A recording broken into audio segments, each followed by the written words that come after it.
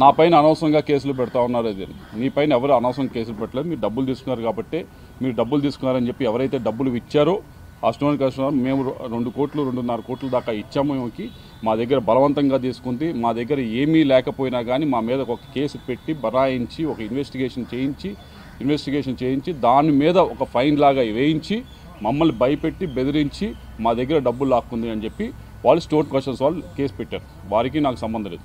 ఆ పెట్టిన కేసుకి జాషువా అనే వ్యక్తి ఇది జరిగింది అని నేరేషన్ క్లియర్గా చెప్పారు. ఆ రోజున్న ఎస్పీ క్లియర్గా చెప్పారు. నా మీద కూడా చాలా ప్రెషర్ పెట్టారు, పొలిటికల్ ప్రెషర్ పెట్టి నన్ను యాక్ట్ చేయమంటే నేను వెళ్ళి యాక్ట్ చేయాల్సి వచ్చింది అని చెప్పి ఆయన కూడా క్లియర్ స్టేట్మెంట్. ఇన్ని స్టేట్మెంట్లు ఉన్న తర్వాత నేను చేయించానని చెప్పడం చాలా విడ్డూరంగా ఉంది. కాబట్టి ఇంతకంటే ప్రూఫ్ లేదు. ఇది దయచేసి మీడియా వాళ్ళకి ఇస్తాను, మీరు చూసుకోండి. ఇందాక చెప్పాను ఈ మొత్తం వ్యవహారాన్ని ఏదైతే క్యారెక్టర్ అసాసినేషన్ కానీ టాపిక్ డివర్షన్ కానీ ఇవన్నీ కూడా మీకు ఎవరో బ్రీఫ్ చేస్తూ ఉన్నారు. నేను వారికి చెప్తా ఉన్నా, నేను 2024 జనవరిలో నేను రిజైన్ చేసి బయటకు వచ్చాను. ఆ రోజు నుంచి ఇప్పటిదాకా నేను ఏ ఒక్క వ్యక్తి గురించి కానీ బయట కానీ మీడియా ముఖంగా కానీ పబ్లిక్లో ఎలక్షన్స్ టైంలో కానీ ఎలక్షన్స్ అయిపోయిన తర్వాత కానీ ప్రైవేట్గా కానీ ఎక్కడా కూడా నేను ఏ వ్యక్తి గురించి మాట్లాడింది లేదు. ఏ వ్యక్తి గురించి తప్పుగా ఎవరి దగ్గర మాట్లాడింది లేదు. కానీ ఈరోజు ఎవరైతే మీరు వెనకమాల నుంచి మాట్లాడిస్తూ ఉన్నారో, ఎవరైతే మీకు ఈ టాపిక్ డైవర్షను క్యారెక్టర్ అసాసినేషన్కి ట్రై చేస్తూ ఉన్నారో నేను వారికి చెప్తా ఉన్నా, ఇప్పటిదాకా నేను రిస్ట్రైన్గానే ఉన్నాను, నేను ఎక్కడ మాట్లాడలేదు. కానీ ఈ రోజు నుంచి నాకు కూడా ప్లాట్ఫామ్స్ ఉంటాయి, నేను మాట్లాడే అవకాశం వస్తుంది. నాకు చాలా అవెన్యూస్ ఉంటాయి.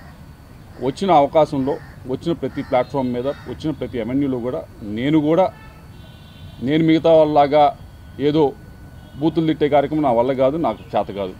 లేకపోతే మిగతా వాళ్ళలాగా ఈవిడ చెప్పినట్లు నిన్న అబద్ధాలు చెప్పడం అనేది నాకు చేత కాదు. నేను నిజమే చెప్తాను. ఏదైతే ఉందో ఆ ఫ్యాక్ట్స్ మొత్తం మేము బయటికి చెప్తాను. ఈ విషయమే కాదు, చాలా విషయాల గురించి మాట్లాడతాను. పేరులతో సహా తీసుకొని మాట్లాడతాను. ఇది ఎంత దూరం వెళ్తుందో చూసుకున్నాం. మీ అందరికీ చెప్పేది ఒకటే, మీ వెనకమాల ఎవరైతే ఉండి మాట్లాడుతున్నారో వాళ్ళకి చెప్పేది ఒకటే, మీరే మొదలుపెట్టారు. ఇప్పుడు దీన్ని మేము ముందు తీసుకెళ్తాం. తప్పకుండా దీనికి తగిన విధంగా సరైన సమయంలో తప్పకుండా వచ్చిన అవకాశాన్ని ప్రతి ఒక్కటి ఉపయోగించుకొని పేరులు తీసుకొని కూడా మాట్లాడతారని చెప్పి మీ అందరికీ కూడా తెలియజేసుకుంటాం.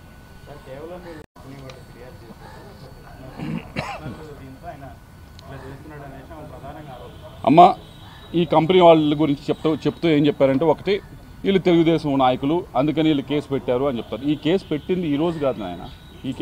దీని గురించి ఎత్తింది, దీని గురించి మాట్లాడింది ఈ రోజు కాదు. దీని గురించి మాట్లాడింది అప్పుడే మాట్లాడేది. అండ్ ఎస్పీ జాషువా గారు ఇచ్చిన స్టేట్మెంట్ ఉంది, ఆవిడ ఇచ్చిన స్టేట్మెంట్ కూడా ఉంది, ఇచ్చిన స్టేట్మెంట్ ఉంది. సరే, వీళ్ళు అంటే టీడీపీ నాయకులు అనుకోండి, నేను కొన్ని పేర్లు చెబుతాను. వీళ్ళందరూ వైసీపీ నాయకులే. వీళ్ళందరి దగ్గర డబ్బులు తీసుకున్నారు. పసుమర్రు రైతులు ఉన్నారు, వారు కూడా ఏదో వచ్చి మాట్లాడతారు. వాళ్ళ దగ్గర డబ్బులు తీసుకుని ఉన్నారు. ఎందుకు డబ్బులు ఇచ్చారు వారు వెనక్కి? రైతుల దగ్గర ఏదైతే ఇళ్ళకి స్థలాలకి రైతులు ఇచ్చిన ఇళ్ళ స్థలాలకి ఇచ్చిన భూమికి ఏదైతే గవర్నమెంట్ వైపు నుంచి డబ్బులు ఇస్తారో దాంట్లో నువ్వు పర్సంటేజ్ తీసుకున్నావా లేదా? నేను గట్టిగా మాట్లాడిన తర్వాత డబ్బులు వెనక్కి ఇచ్చావా లేదా? అది ఎవరు? అది టీడీపీ నాయకులా? అది ఎవరు? మరి ఎవరి దగ్గర డబ్బులు తీసుకుంది? మరి పోతారం భాష అనే వ్యక్తి ఈయన దగ్గర డబ్బులు తీసుకున్నారు, ఇప్పటిదాకా ఇవ్వలేదు. శంకర్రావు ఎంపీపీగా ఉన్నాడు, ఈయన దగ్గర డబ్బులు తీసుకున్నారు, ఇప్పటిదాకా ఇవ్వలేదు. జెడ్పీటీసీగా ఉన్నాడు ముక్తావాస్ అనే వ్యక్తి, ఈయన దగ్గర డబ్బులు తీసుకున్నారు, ఇవ్వలేదు. గోల్డ్ సీను వైస్ చైర్మన్గా ఉన్నాడు, ఈయన దగ్గర డబ్బులు తీసుకున్నారు. ఇవన్నీ తక్కువ కాదు, 2 కోట్లు 3 కోట్లు ఇవ్వలేదు. మున్నంగి రత్తారెడ్డి అనే వ్యక్తి దగ్గర డబ్బు తీసుకున్నారు, ఇవ్వలేదు. వీళ్ళందరూ అబ్బాస్ ఖాన్ వీళ్ళ దగ్గర డబ్బు తీసుకున్నారు. సత్తా వేములయ్య, నాగయ్య, రాజేష్ నాయుడు, గట్టా హేమ, ప్రదీప్ వీళ్ళందరూ కూడా నీతో పాటు తిరిగిన వారు, నీతో పాటు పనిచేసిన వాళ్ళు. వీళ్ళందరి దగ్గర డబ్బులు తీసుకొని వీళ్ళందరి దగ్గర డబ్బులు ఎగ్గొట్టి వీళ్ళందరినీ కూడా బెదిరించి అధికారాన్ని అడ్డు పెట్టుకొని ఇవన్నీ వీళ్ళందరూ కూడా టీడీపీ నాయకులేనా? వీళ్ళందరూ నీ చుట్టూ ఉన్న వాళ్ళే కదా మొన్నటిదాకా. వీరందరికీ ఏం సమాధానం చెప్తారు మీరు? ఇవన్నీ నిజం కదా? వీటన్నిటికంటే ముఖ్యమైనది పసుమర్రు రైతుల దగ్గర ఎందుకు డబ్బులు తీసుకున్నారు? ఎందుకు వెనక్కి ఇచ్చారు అసలు? ఇంకొకటి, మీరు నిజంగా డబ్బులు తీసుకోపోయి ఉంటే నా దగ్గరికి 10 రోజుల క్రితం ఒక వ్యక్తిని ఎందుకు పంపించారు? ఈ కేసు ఆపండి, మేము ఎవరికైతే వారికి స్టోన్ క్రషర్స్ ఉన్నారో వారికి డబ్బులు ఇస్తాము అని చెప్పి మా దగ్గరికి ఎందుకు వ్యక్తిని పంపించారు? ఎందుకు పంపించారు? అప్పటికీ చెప్పారు. ఆ మధ్యవర్తిని పంపించి చెప్పడం కూడా ఏం చెప్పారంటే, మేము గుంటూరులో కౌన్సిలర్ ఉన్నాడు, ఆ వ్యక్తి దగ్గర దుర్గారావు అనే కౌన్సిలర్ ఎవరు ఉన్నారు, ఆ వ్యక్తి దగ్గర మేము ఇవ్వాల్సిన డబ్బులు మేము పెడతాము, ఈ కేసు వెనక్కి తీసుకోండి, తీసుకుంటే కనుక మేము ఈ డబ్బులు ఇచ్చేస్తామని చెప్పి. మరి మీరు తప్పు చేయనప్పుడు ఇవన్నీ ఎందుకు చేశారు? ఇది చేయలేదని చెప్పండి. మీరు మనిషిని పంపించలేదు, మధ్యవర్తిని పంపించలేదని చెప్పండి. ఇవన్నీ ఒక తప్పు తర్వాత మీరు చేసి దానిపైన వాళ్ళు స్టోన్ క్రషర్స్ వాళ్ళు వెళ్ళారు, పోలీసులు కేసు పెట్టారు, దాన్ని ముందుకు తీసుకువెళ్తా ఉన్నారు. తీసుకువెళ్తా ఉంటే ఇదేదో మేము రెడ్ బుక్ రాజ్యాంగం అంటారు, బ్లూ బుక్ రాజ్యాంగం, ఇది ఎక్కడి వీళ్ళందరికీ మరి సమాధానం చెప్తాయి. వీళ్ళందరి దగ్గర డబ్బులు తీసుకొని వీళ్ళ పరిస్థితి ఏంది? వీళ్ళందరూ కూడా మరి ఇదేం పద్ధతి? కాబట్టి ఒకసారి మాట్లాడే ముందు మనం ఏం చేసాము, మనం నిజం మాట్లాడుతున్నామా అబద్ధం మాట్లాడుతున్నామా బేరీజ్ వేసుకొని మాట్లాడితే బెటర్. దాన్ని తప్పి మాట్లాడితే తప్పకుండా అన్ని బయటకు వస్తాయి. మీరు కాల్ డేటా తీశారు, కాల్ డేటా ద్వారానే నన్ను అసాసినేషన్ చేయాలని చెప్తున్నారు, ఫ్యామిలీ మొత్తాన్ని బదనాం చేశారు, నాకంటూ ప్రైవసీ ఉంటుందా అని చెప్పాను. నేను ఇందాక చెప్పాను, మళ్ళీ చెప్తా ఉన్నాను.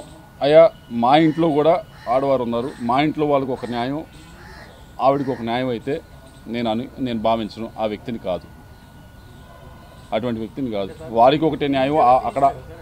అక్కడ ఉన్న ఆవిడ కాల్ డేటాని ఎవరు తీర్చలేదు. నేను చెప్తున్నాను, మా ఇంట్లో వాళ్ళు తీర్చకపోతే ఆవిడని తీస్తాం మనం.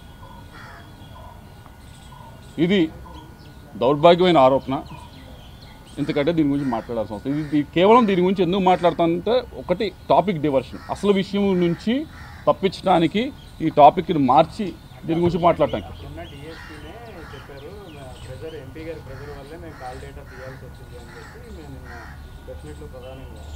ఇదే చెప్తా ఉన్నా కదా, అసలు విషయం గురించి మాట్లాడకుండా ఇది ఏంటమ్మా వీళ్ళందరికీ ఎందుకు ఈ స్టోన్ క్రషర్స్ వాళ్ళ దగ్గర ఎందుకు డబ్బు తీసుకున్నావు, వీళ్ళ దగ్గర ఎందుకు డబ్బు తీసుకున్నావు, ఇప్పుడు ఎందుకు అసలు వెనక్కిస్తా అంటున్నావు అనే దాని గురించి మాట్లాడకుండా ఉండాలి. ఈ టాపిక్ అంతా డైవర్ట్ చేయాలనే ఉద్దేశంతో ఇవన్నీ కూడా పాత టాపిక్స్ ఏదో తీసి వేరే టాపిక్స్ డైవర్షన్ చేసి మాట్లాడటానికి ప్రయత్నిస్తూ ఉన్నారు. ప్రజలకు తెలుసు, వాళ్ళు చూస్తూ ఉన్నారు ఎటువంటి వారు అని చెప్పి, కాబట్టి వాళ్ళని నిర్ణయిస్తారు. కానీ ఒకటైతే చెప్తా ఉన్నా, నన్ను ఇప్పటిదాకా నేను ఎవరి గురించి మాట్లాడలేదు. ఎలక్షన్ సమయంలో కూడా ఎలక్షన్లో ఏదో నేను చేశాను, అది చేశాను, ఇది చేశాను అని చెప్పేవాడు.